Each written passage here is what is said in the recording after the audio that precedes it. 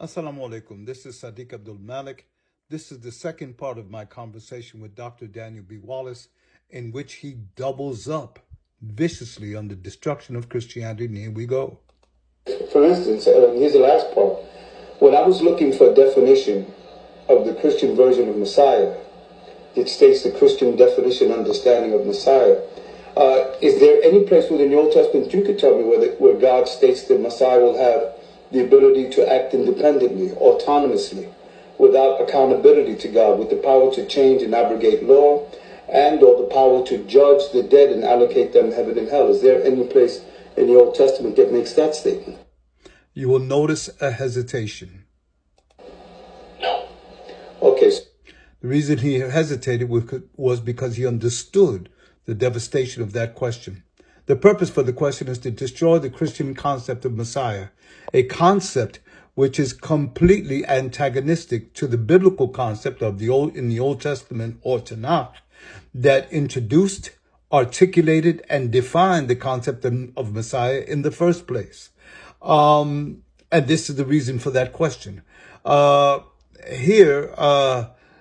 There are also concepts within the Christian definition of Messiah that are completely antagonistic to Messiah.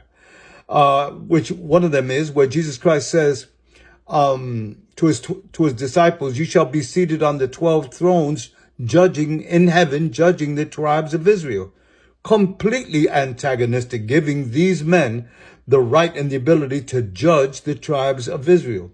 On top of that, Jesus Christ is directly and personally responsible for the creation and the spiritual justification needed to make anti-Semitism a socio-cultural institution in the Christian world.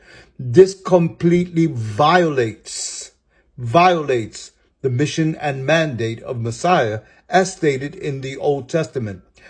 No wonder that the Bible also says,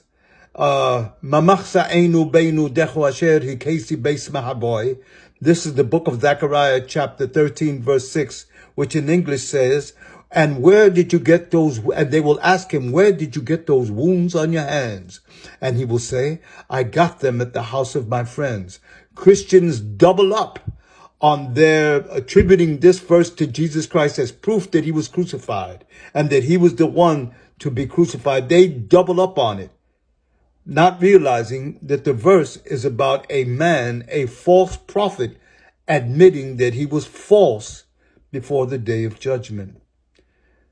The Bible also says, "Al tiftahu bid adivu divin adum she'ena le tushua." Do not put your trust in the Son of Man where there is no salvation.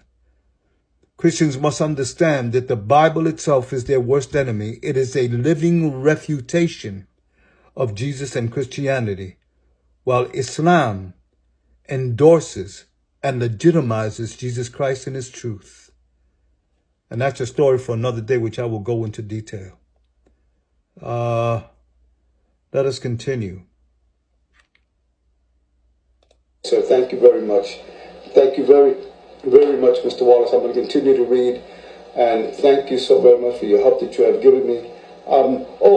Here's the last one. This is the no and a yes, and then we're done. Is there any place that states, what was the question? Man, it left. I'm so excited that it left. The question just bugged out of me. So listen, thank you very much. I want you to be very honest with you, and thank you for taking my call. And I want you to know that, which I think you've already gathered, that I am not a Christian. I am a Muslim. Here I divulged to Dr. Wallace that I was not a Christian, that I was a Muslim. This was a necessary tactic that I had to employ in order to garner this discourse. My reputation had preceded me.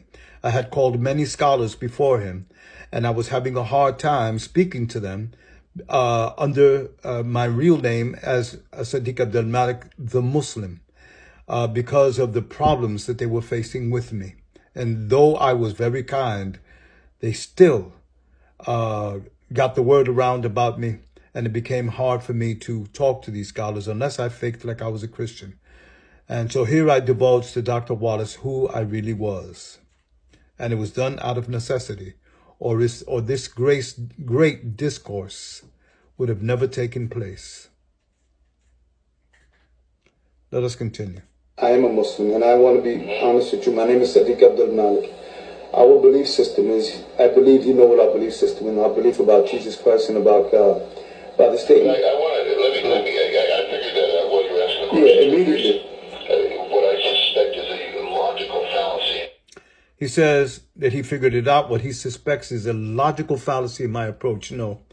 The discussion so far has proven that it's not a logical fallacy, that what I have pointed out is a logical reality verified by he himself. Let us continue. In your entire approach. And that is, you're assuming that all these predictions about the Messiah, if the Christian view of Jesus is true, would be found in the Old Testament.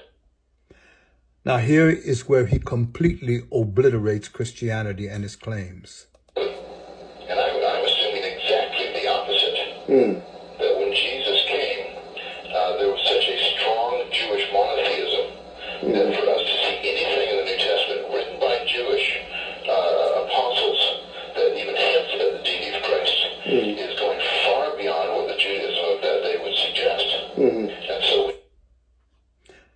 And so God came down, chose 12 men, and could not change the mind of the 12 men that he chose to be his disciples.